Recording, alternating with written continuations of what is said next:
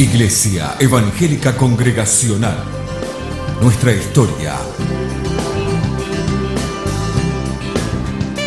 90 años.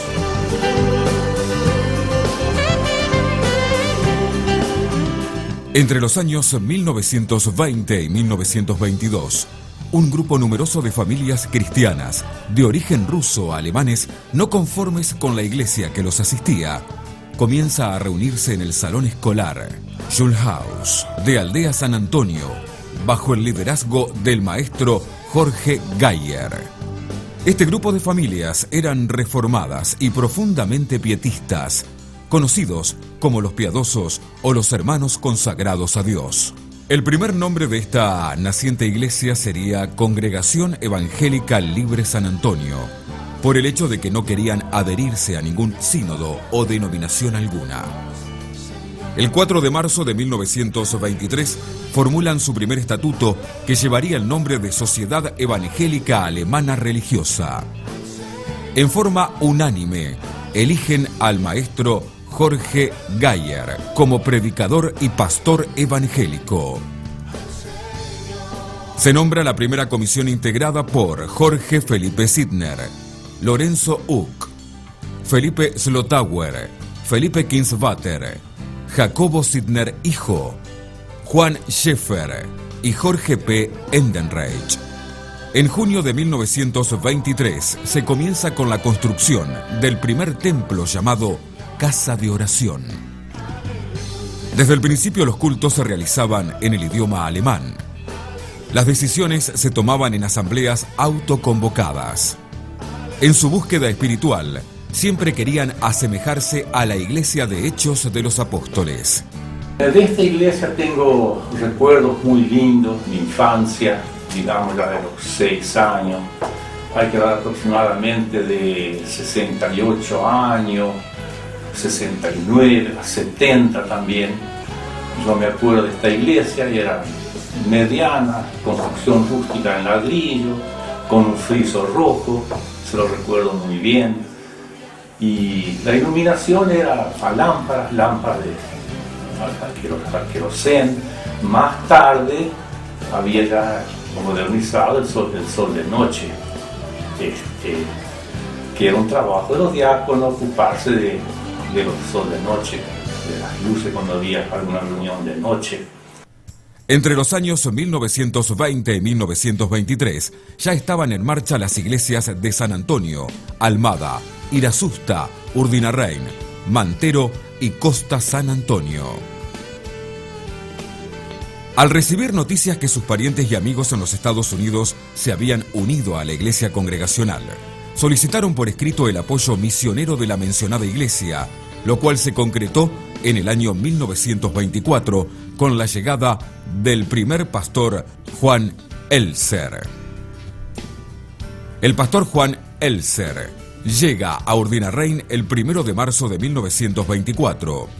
En 4 meses organiza las iglesias bajo las normas congregacionales, instruyendo, examinando y ordenando al maestro Jorge Gayer como el primer pastor de la Iglesia Congregacional Argentina.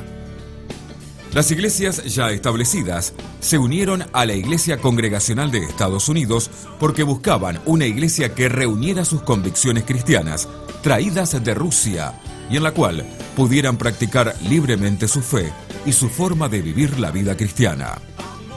El 4 de mayo de 1924, el pastor Juan Elser se reúne por primera vez con la iglesia de Aldea San Antonio, explicando su misión y propósito. La iglesia quedaría con el nombre Congregación Evangélica Libre Congregacional, con un total de 216 miembros. El 18 de mayo de 1924, el pastor Juan Elser organiza la iglesia de Almada, con un total de 74 miembros. La iglesia adopta el nombre Congregación Evangélica Libre de Paz. La iglesia de Irasusta se organiza el 25 de mayo de 1924 bajo la dirección del pastor Juan Elser, con el nombre de Congregación Evangélica Libre Sion, con un total de 91 miembros. El 29 de mayo de 1924, la iglesia de Costa San Antonio decide también, en forma unánime, llevar el nombre de Congregación Evangélica Libre Emanuel, con un total de 35 miembros. El 1 de junio del mismo año, también la iglesia de Mantero se reúne con el pastor Juan Elser y deciden llevar el siguiente nombre: Congregación Evangélica Libre Salem, con un total de 57 miembros.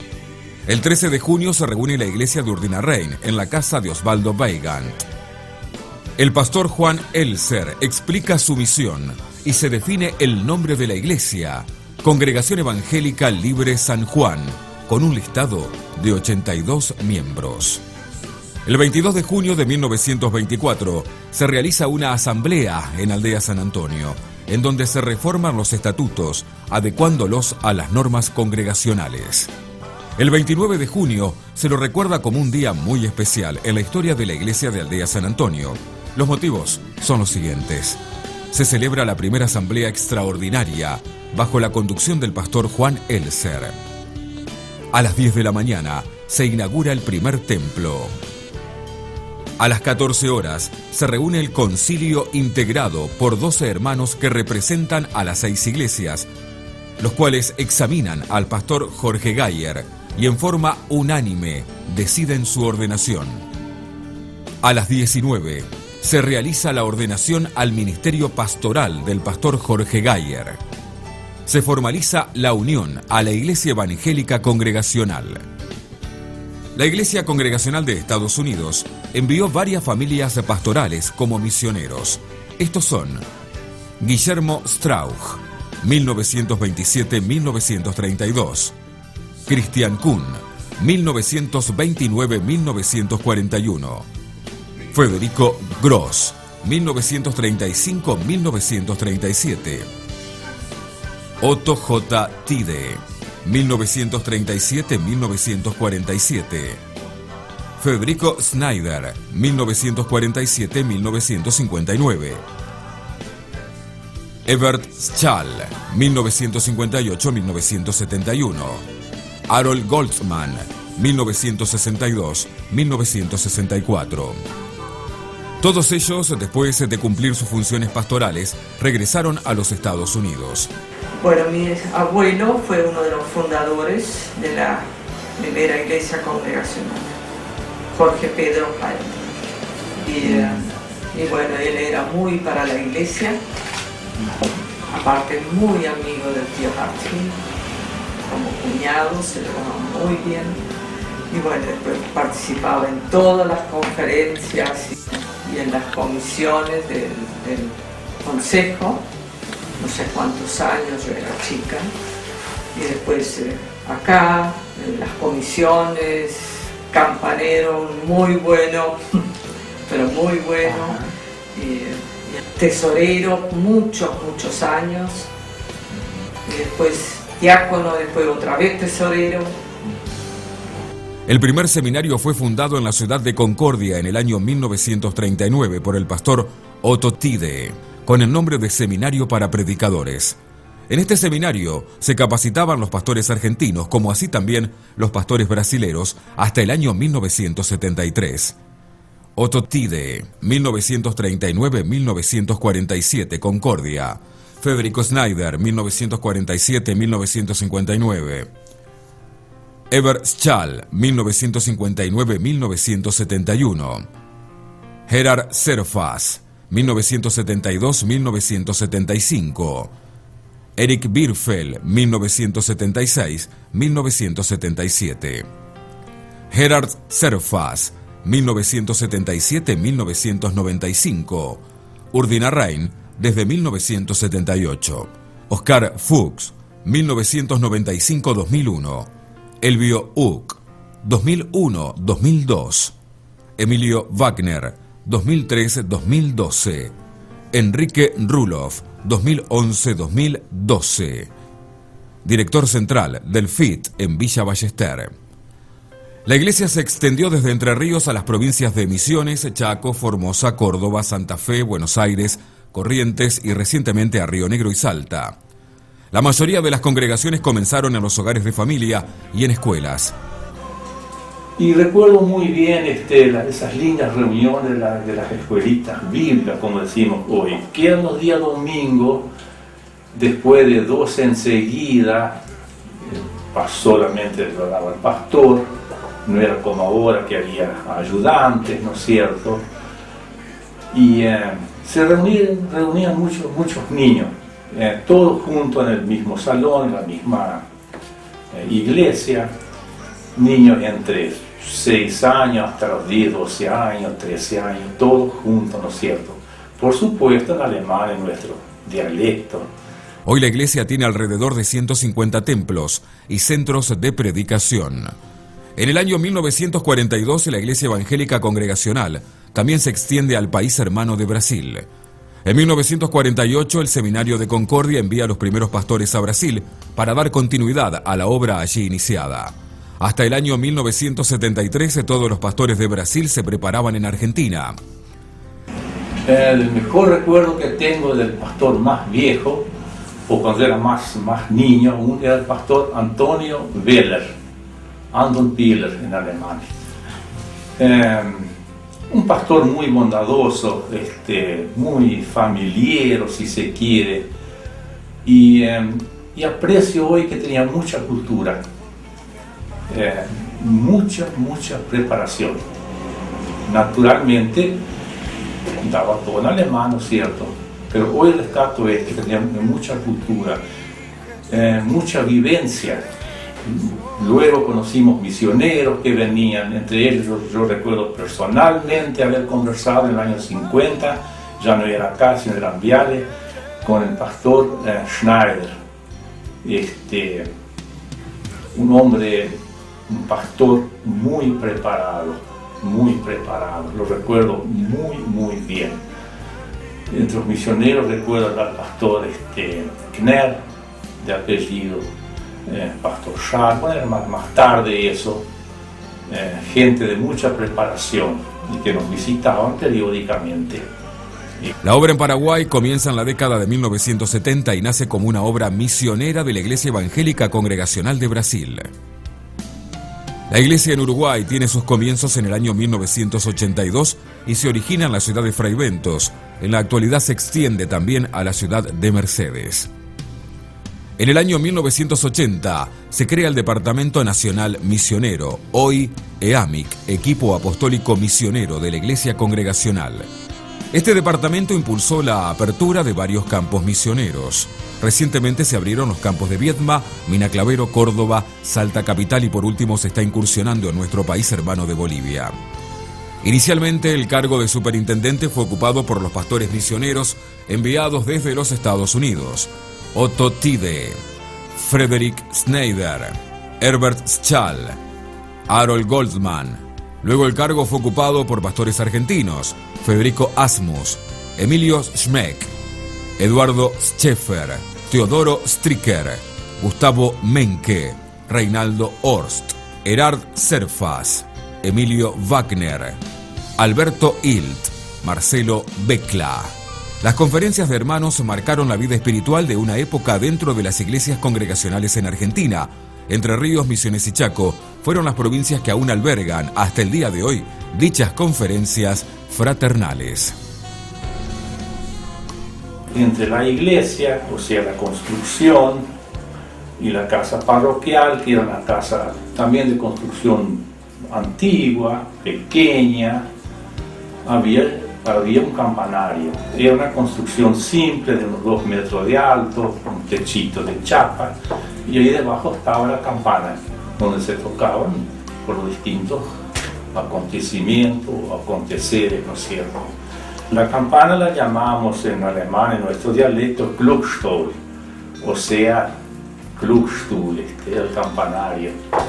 Los hermanos ancianos siempre fueron los colaboradores de los pastores tanto a nivel parroquial como a nivel provincial. Ocuparon un rol importante visitando las congregaciones y predicando la palabra de Dios. El trabajo con las mujeres siempre estuvo presente en la iglesia. Reuniones de damas, retiros, encuentros y jornadas de capacitación tienen lugar en cada congregación.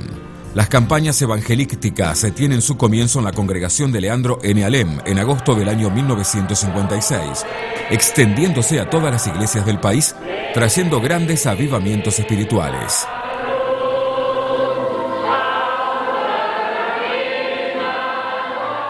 Mucha gente se reunía a cantar, a orar. Uno pensaba, bueno, cantaban, que uno decía, bueno, van a levantar el techo.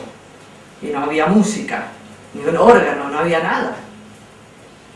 Era solamente a voces. Y era muy lindo.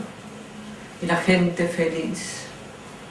Y cuando terminaba la reunión, donde se iban a la casa, por ejemplo en casa, se sentaban afuera hasta que estaba la comida y cantaban sin... La música y el canto han sido característicos de las iglesias congregacionales. Dúos, tríos, cuartetos, conjuntos de cuerdas, bandas de música, entre otros tantos, enriquecían los cultos, las conferencias, las campañas evangelísticas y los tradicionales encuentros juveniles.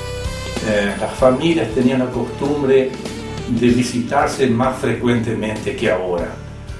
Una palabra eran familiares, pero la reunión no concluía ahí, sino que siempre se daba un complemento que era cantar himnos del himnario, del llamado Gemeinschaftslieder. Con el correr del tiempo, la iglesia ha incorporado nuevas formas y estilos en cuanto a la alabanza y la adoración. El culto en el hogar siempre fue el eje principal de la vida espiritual de las familias de nuestros pioneros. Se reunían para escuchar la predicación que sería leída o predicada por el jefe de hogar. Y también en muchos hogares, recuerdo personalmente que era muy común el padre, la oración, la lectura bíblica con la señora, con los hijos. Eso era muy frecuente, en muchas familias, muy frecuente. Los himnarios, los libros de oraciones y los libros de predicaciones traídos del Volga y por sobre todo la Biblia fueron fuentes de nutrición espiritual durante siglos.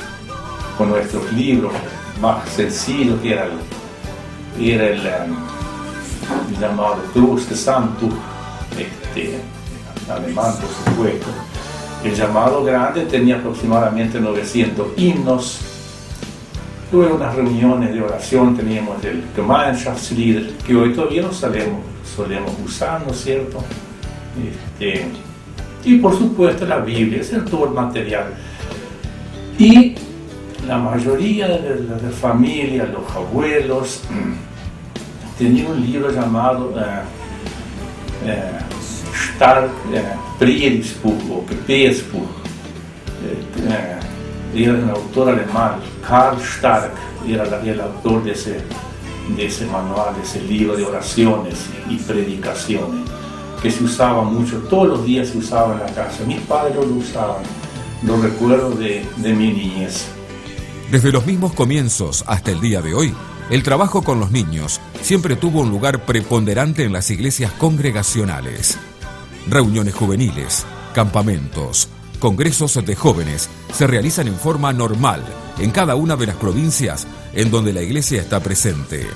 Con el paso del tiempo, la iglesia va incursionando en la educación, jardines de infantes, escuelas y colegios. Jesús, mi fiel amigo, mi dulce canto. También los medios de comunicación, como las radios, están presentes y se utilizan para compartir el Evangelio. Nuestros pioneros nos dejaron una rica herencia de fe arraigada en la misma palabra de Dios. Fe que tiene que ver con una experiencia con Cristo, con el nuevo nacimiento y con el Espíritu Santo que ilumina todo nuestro ser. La vida de oración, la vida consagrada, siempre ha sido un modelo presente en cada hogar de nuestros antepasados. Quiero dejar un consejo a las nuevas generaciones que seguramente son distintas a lo que era nuestra época. En nuestra época no tenemos tanto al alcance como ahora. Hoy hay hermosos instrumentos de música al servicio del Señor en las iglesias, hay muchas reuniones, hay mucho material didáctico que en nuestra época no lo teníamos, pero a pesar de eso estábamos dedicados a la iglesia. Siempre llevábamos a la conducta aprendida en nuestros hogares. Nuestros padres muy chicos nos llevaban a la iglesia, a las reuniones. Ahí fuimos aprendiendo y fuimos mamando esa doctrina cristiana, siempre teniendo presente buenas costumbres, buenas conductas. Y hoy yo le aconsejo a la juventud que no desaprovechen esa magnífica oportunidad que le dan los medios que tenemos hoy, los instrumentos, el material didáctico, literatura, biblioteca, personal preparado que viene, pastores preparados que vienen a dar reuniones, cursos de aprendizaje. Esa linda juventud que tenemos, que no desperdicien su vida detrás del mundanal ruido, de lo que nada le aporta en definitiva, que no desaprovechen la oportunidad que tienen hoy en las iglesias de puertas abiertas, para que la bendición del Señor no se corte, que vaya de abuelos a hijos, de hijos a nietos, bisnietos y así sucesivamente, como dice la palabra.